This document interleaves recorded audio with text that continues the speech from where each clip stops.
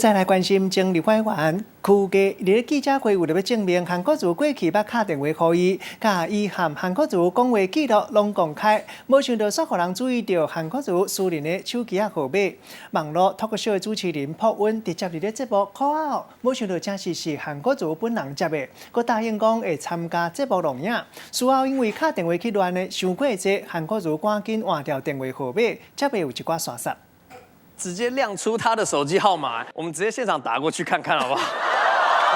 网络明星朴允伫咧新闻内底看到韩国瑜的手机号码，到底是真的也假？伫节目现场来卡看麦。喂，你好，请问是韩国瑜先生吗？我本人就是真的假的啊？我真心没有想到这通电话真的会打到您本人手上。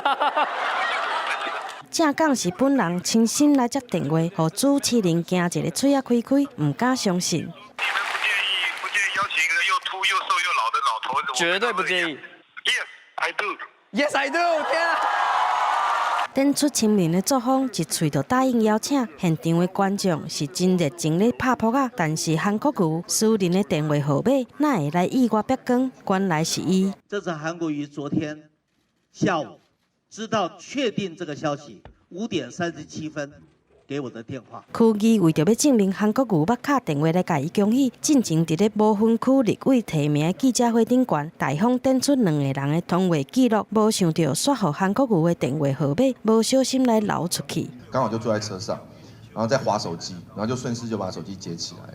因为韩国瑜他讲话有时候会扩音啊，那旁边很多小编就是随行秘书也都有听到。 大家也觉得蛮惊喜的。消息传出，短短几点钟，就有20多通电话敲入来，一直到半暝啊，拢有人敲来确认。韩国瑜是互人吵架，就爱赶紧来换电话。总统的候选人私人的电话号码来曝光，嘛变做是大选以外的话题。记者综合报道。